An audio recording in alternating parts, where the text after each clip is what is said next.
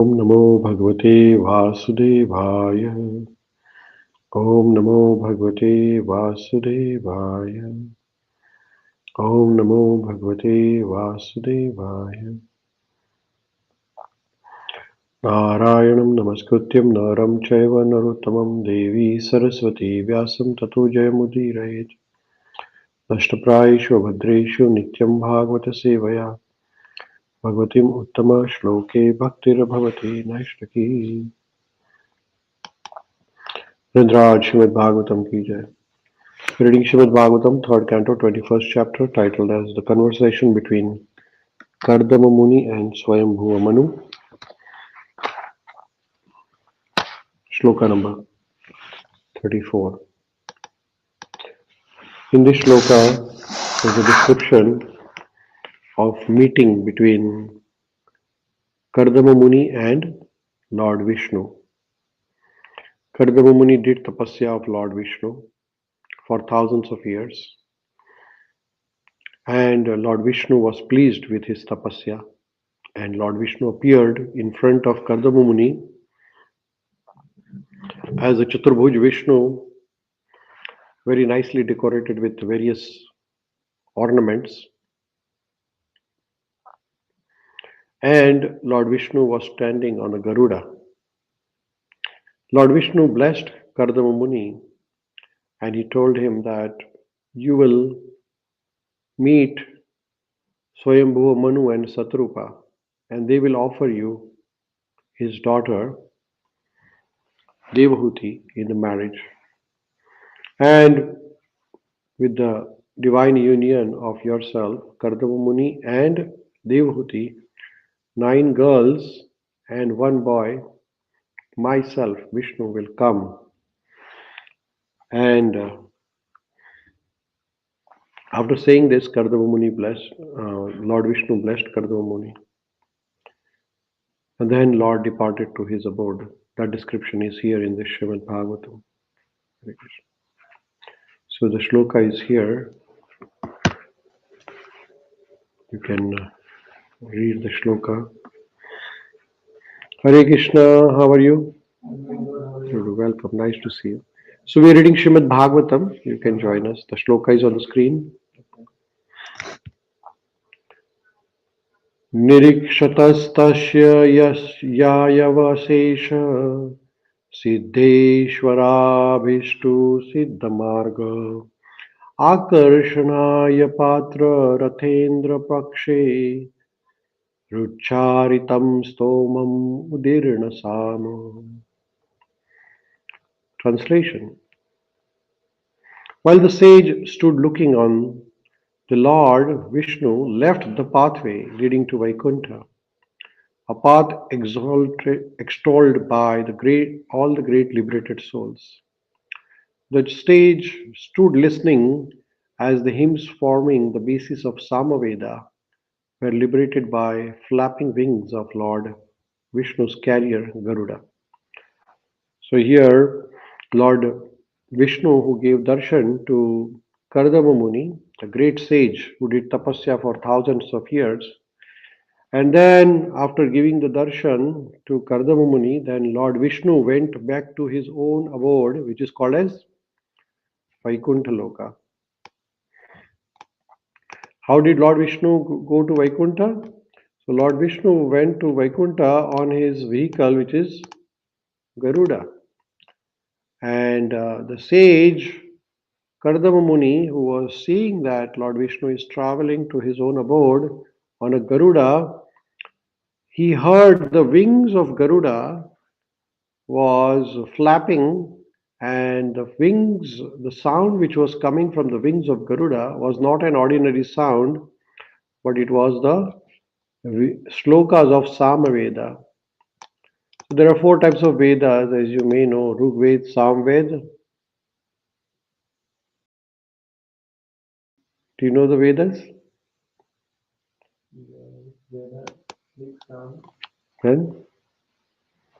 No? Rigveda, Samveda, Atharvaveda, and Yajurveda. These are 4 types of Vedas. So Lord Vishnu He resides in his own abode, which is called as Vaikuntha Dham. There are two types of world. One is spiritual world and one is material world. Where we are living now is called as material world, and where Lord Vishnu resides is called as spiritual world. What is the difference? So in material world, everybody dies. Everybody has an expiry date, right? In the spiritual world, there is no expiry date. You never die. So we were originally in the spiritual world, but somehow or other, because of our sinful activities, we are here now. We have fallen into material world, from spiritual to material. Now, if we live our life spiritually, then we might be elevated back to the spiritual world, right? So, Kardama Muni, when he did tapasya on the earthly planet, at that time Lord Vishnu was pleased with Kardama Muni. And Lord Vishnu came from Vaikuntha to give darshan to Kardama Muni on his vehicle, Garuda. And after giving the darshan, then Lord went back to his own abode, and that description is here in this shloka. Now, Vaikuntha, everybody cannot go to Vaikuntha. Like everybody cannot come to Canada, right? You need a visa, right? Or everybody can come. Who gets the visa? Those who have some qualification or something like that. Is that right? Yeah. Even you are in Canada, you can't go to America because you need a separate visa. And if you want to go to other countries, you need separate visa. Similarly, in Vaikuntha, spiritual world also, there are innumerable other planets in the spiritual world also. Like on our material world, you can see there is a Earth planet, there is a Moon, there is a Mars, Neptune, Pluto, Saturn. All these planets are there, right? Now, if you can go to Moon, does that mean you can go to Mars? No, conditions on Mars are different, right? If you can go to Moon, does that mean you can go on the Sun? No, the conditions on Sun are different, right? Similarly, in the Vaikuntha planet, in the spiritual world also, there are different lokas. Like there is a Vaikuntha Loka where Lord Vishnu or his incarnations. Then there is Ayodhya Dham where Lord Ramachandra is residing in spiritual world. Then there is a Mathura Dham, Golok Vrindavan Dham where Lord Krishna is residing. There is Narsimha Loka where Lord Narsimha is residing. So like that, every different spiritual planet has different forms of Lord Vishnu residing there. You understand? So now who can go there? So all great liberated souls. Only people with the qualification can go to Vaikuntha Loka. People like you and me can stay here in Thunder Bay. No problem. We can't go to Vaikuntha. Why? Because we are not liberated. You know, mukta means those who have got moksha, those who have no attachment for the body. We are attached to body, is that right? Like you love your body, right? You look in the mirror every day 10 times probably, or take a selfie because we love our body. A problem with the body is that it is not temporary, it is not permanent, it is temporary. The body what you have now, it might last for 100 years. That's it. Then what happens? Then you get another body because you are not the body, you are a Atma, you are a spirit soul. Is that right? Somehow you got this body, like you have a red shirt and I have a white shirt. And then tomorrow you might have another color shirt, right? And then I might have different color. So as we change the shirts, we change the body. After a certain time, according to your karma, you change the body. Your karma in this life. You understand? So like if you have good karmas, then you might get a very beautiful body or birth in a very big family or a very rich family. And if you have a bad karma, then you will get accordingly. Get the point? Sometimes you might get an animal body also, like an insect, bird, reptile body also. So we are not liberated, we are bounded. There is a bondage and liberation. These are two opposite words. People who are bound by the rope of karma, they are not liberated. But who are completely devoted to the service of Lord, then they are liberated. So the Vaikuntha Loka only liberated people can go, not the people with the material attachment. We are all attached to what? We are bound by what? So we are bound by the body, we are bound by the family, wife, children, then money, then property, right? And then name, fame, power, prestige. So these are all bondage. So as long as you are bounded by these things, you will never go to Vaikuntha. You will have to come back in a different form. Like, what is your name? Tarun. So in this life, your name is Tarun. Next life, your name will be Arun. In this life, some different name. The names will different. Your body will be different, right? Like when you were young, 5 years, your body was different. Probably if you show me a picture when you were 5 years old, I may not be able to identify you. You look different, right? And now you're 25 years probably. Is that right? 23. So your body is looking different. We just wait another 50 years. And then you will be how long? How old? 73-year-old. Old man, really old man with a stick walking. Tarun walking with a stick. Can you imagine? With all the beard white and gray hair or more, no hair probably. Huh? So then you will be looking different, right? So similarly, at the end of death, at the end of this life, when death comes, the body has to change. So in this life also body changes, and then the end of the life body changes. So that is the bondage. So here Srila Prabhupada explains here. In the Vedic literature, it is stated that the two wings of transcendental bird Garuda, who carries the Lord everywhere, are two divisions of Samaveda, Hare Krishna, known as Bruhat and Rathantara. So here, the Garuda's two wings of Garuda. Garuda is a transcendental bird; is not an ordinary bird. Ordinary birds, they also like ordinary people. They die, but Garuda is eternal. He has no expiry date. So it is stated that the two wings of Garuda, who is the vehicle of Lord Vishnu, who carries the Lord everywhere, these two wings represents two divisions of Samaveda. So there are four Vedas, Rigveda, Samveda, Atharvaveda and Yajurveda, in which Samveda has two divisions. What are those two divisions? Bruhat and Rathantara.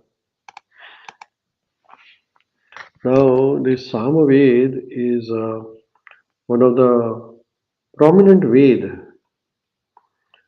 among the four Vedas, and it is unique among the Vedas due to its musical and melodic nature. So, the science of music and melodies is there in Samaveda. And the primary focus of Samaveda is chanting the mantras. How we should chant the mantras in a rhythmic meter. That is the Samaveda.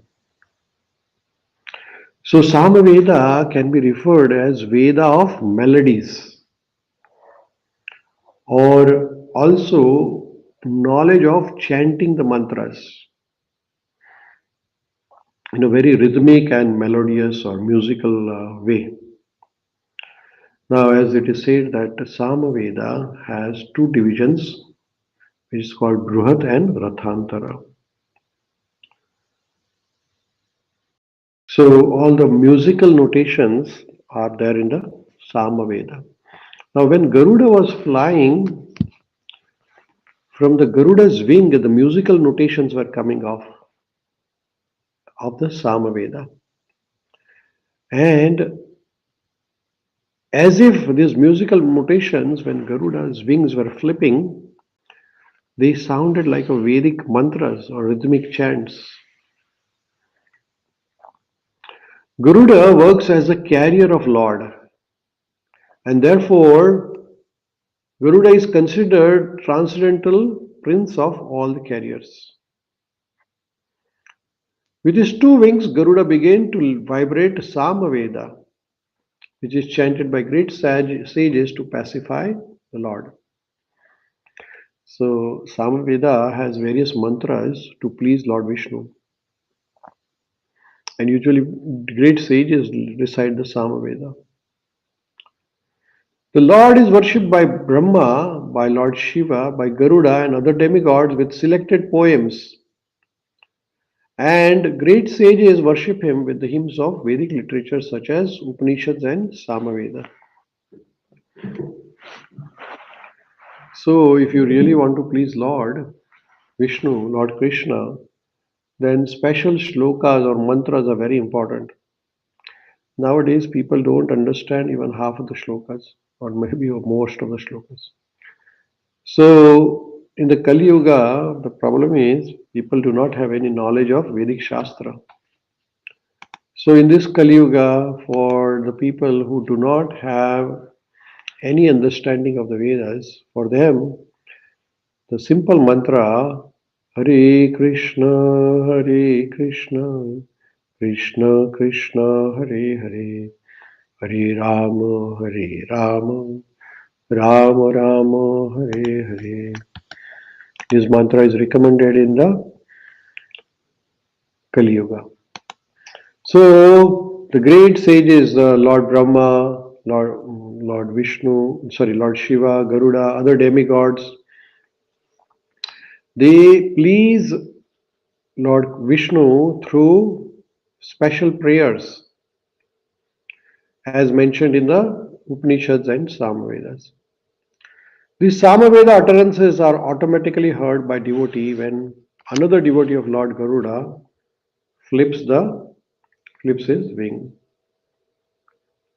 So here Garudaji is reciting the mantras of Samaveda by flipping his wing. Further, Srila Prabhupada says, it is clearly stated here that sage Kardama Muni began to look to the path by which Lord was being carried to Vaikuntha Loka. So there is a pathway to Vaikuntha, and Kardama Muni was able to see this. It is thus confirmed that Lord descends from his abode, Vaikuntha, in the spiritual sky and is carried by Garuda.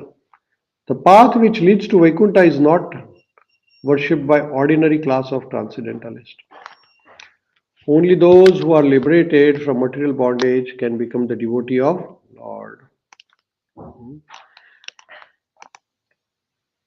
So here we can see that Kardama Muni, being liberated soul, he had no bondage to the material things. That is why he had a spiritual vision.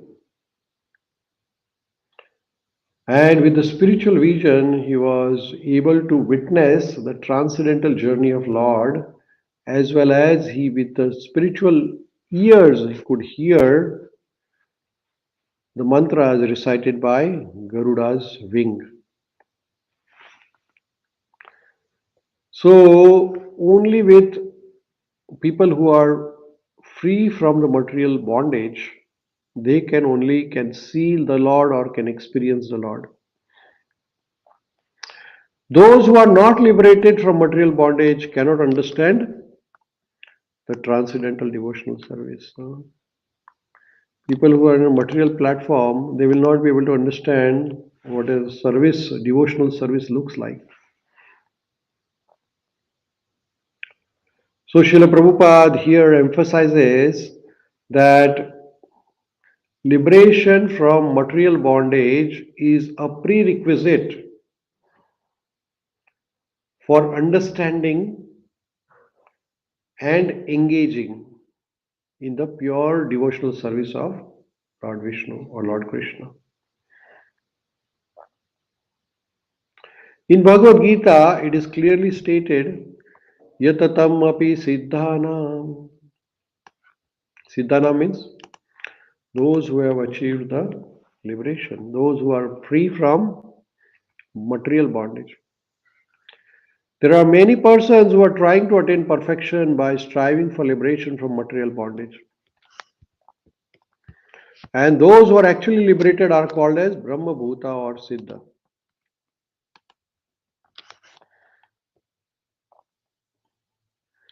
Only the Siddhas or the person liberated from material bondage can become devotees. To become Lord's devotee is not an ordinary task. You have to have liberation from the material bondage. This is confirmed in Bhagavad Gita. Anyone who is engaged in Krishna consciousness or devotional service is already liberated from the influence of material nature. So Krishna Bhakti, chanting the Krishna's name, is already liberated stage. You don't have to worry about anything else. Here it is also confirmed that path of devotional service is worshipped by liberated persons, not of the conditioned souls. Devotional service is not for everybody. People who are free from material bondage, they can only understand the devotional service.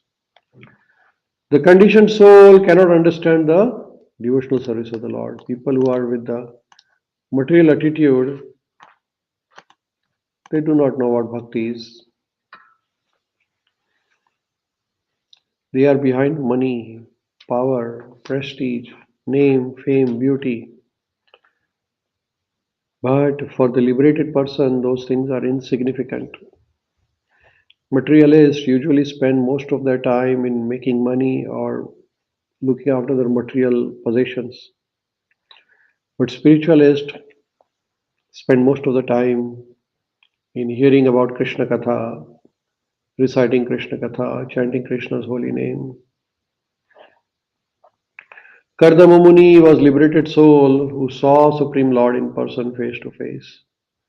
There was no doubt that he was liberated, and thus he could see Garuda carrying Lord on the way to Vaikuntha and hear the flapping of his wings liberated by sound of Hare Krishna, the essence of Samaveda. So here in this verse we can, and the purport by Srila Prabhupada, it both together illustrates the essence of pure devotional service and liberation. This verse emphasizes that path of liberation, path of devotion is only understood by people who are liberated from material bondage. And it is not, the bhakti is not available for the people who are bounded by material things.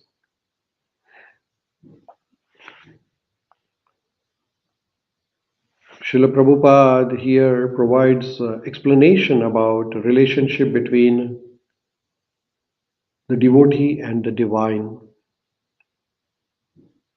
And Prabhupada ji emphasizes here that purity is required for the devotional service.